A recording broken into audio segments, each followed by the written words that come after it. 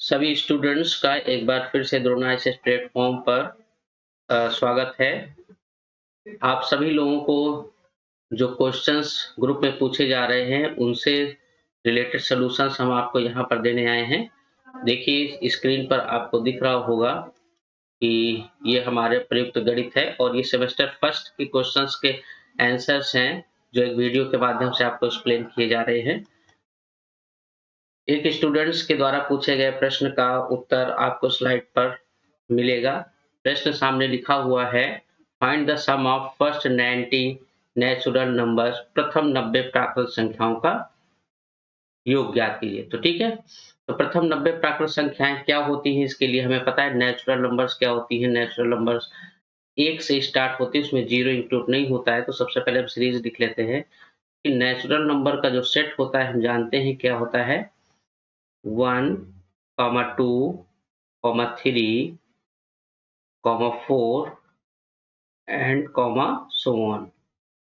कहाँ तक के लिए कह रहा है, 90 तक के लिए कह रहा है, इसलिए अंतिम पद 90 लिख देंगे। ठीक है, इनका योग की बात की जा रही, तो यहाँ पर ध्यान दीजिएगा, first term a is equal to 1 है और समांतर या यूं कहिए कि सार्वांतर जो है इसका d से रिप्रेजेंट करें, तो देख रहे हैं सभी किन्हीं भी दो पदों के बीच में जो अंतर है वो 1 है। ठीक?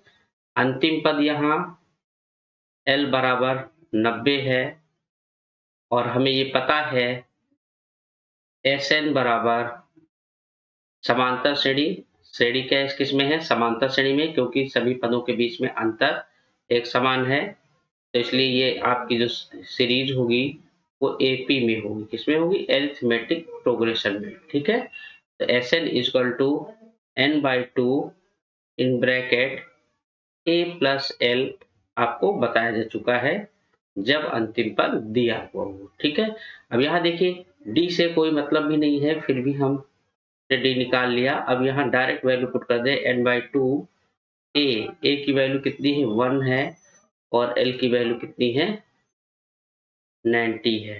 ठीक, n की बात अगर करें तो n भी हमारा यहाँ कितना हो जाएगा, 90 हो जाएगा, क्योंकि 90 पद ही है 1 से 90 तक के लिए, और इसको जो मल्टीप्लाई करेंगे तो कितना हो जाएगा, 45। ठीक है, तो ये 45 हो जाएगा। इसको सॉल्व करेंगे तो 45 इंटू 91 होगा, और जब इनका प्रोडक्ट ज्ञात करेंगे तो ये हमारा गुणा करने के बाद जो मान प्राप्त होगा 4095। ठीक है, 4095, इसकी वैल्यू क्या हो जाएगी, 4095। उम्मीद है कि ये प्रश्न आप लोगों को समझ में आ गया होगा। अब कुछ बच्चे माइंड में आ रहा होगा कि Sn का जो फॉर्मूला बताया गया है वो एक फॉर्मूला ये भी बताया गया है, n/2 in bracket 2a plus n-1 into d। ठीक है, इस फॉर्मूले का भी यूज आप करके निकालेंगे तो आंसर सेम आएगा, 4095। उसके बाद आइए चलते हैं नेक्स्ट क्वेश्चन पर, जो एक स्टूडेंट द्वारा फर्स्ट सेमेस्टर के पूछा गया है। क्वेश्चन है, which term is 64/81 of the GP 9,6,4 या 9,6,4 एंड सो ऑन का कौन सा पद 64/81 होगा। क्या दे रखा है, 64/81। यहाँ पर ध्यान दीजिएगा 64/81 है, बाई मिस्टेक यहाँ पर 64 लिख गया है, तो इसको हम 64/81 कर सकते हैं। ठीक है, कैसे, ये हो जाएगा 64/81।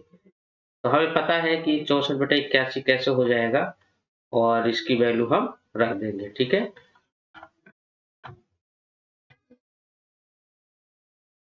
यहाँ पर लिख देंगे 64 और बटे 81। ठीक है, तो अब इसमें करेक्शन हो गया, इस 64 को हम डिलीट कर देंगे। ठीक है, क्लिक कर देंगे। अब देखिए इसका सॉल्यूशन ज्ञात करने के लिए, इसका हमें पता है क्योंकि क्वेश्चन में ऑलरेडी कह रहा है कि जीपी में है, तो इसका हम सबसे पहले फर्स्ट टर्म निकाल लेंगे, a इक्वल टू 9 है। r के लिए आप देखिए 6/9 करें तो आ जाएगा 2 तिहाई 6, सॉरी 3 दूनी 6 और 3 त्रिका 9, मीन्स 2/3 आ जाएगा। अगर हम 4/6 करते हैं तो भी 2/3 ही आएगा, तो इसलिए बहुत ज़्यादा परेशान होने की ज़रूरत नहीं है। अब इसका कौन सा पद 64/81 है, तो हम मान लेंगे let an is equal to 64/81। That means हमने मान लिया इसका nवां पद 64/81 है। That means nth term of the given series 9,6,4 is 64/81। ठीक है। अब हम यहाँ पर an का फॉर्मूला लिख देंगे गुणोत्तर श्रेणी वाला। चूंकि हम जानते हैं an बराबर a r की घात n-1। ठीक है। तो an की वैल्यू आप जानते हैं 64/81 होती है, दिया हुआ है। a की वैल्यू 9 है, इंटू r की वैल्यू 2/3 है, और होल पावर n हमने n मान रखा है, n-1 हो जाएगा। अब जब 9 इधर मल्टीप्लाई में उधर जाएगा, डिवाइड में हो जाएगा, और 81 के साथ गुणा हो जाएगा इसका। तो गुणा में क्या लिखेंगे, हम पहले LHS लिख लेते हैं।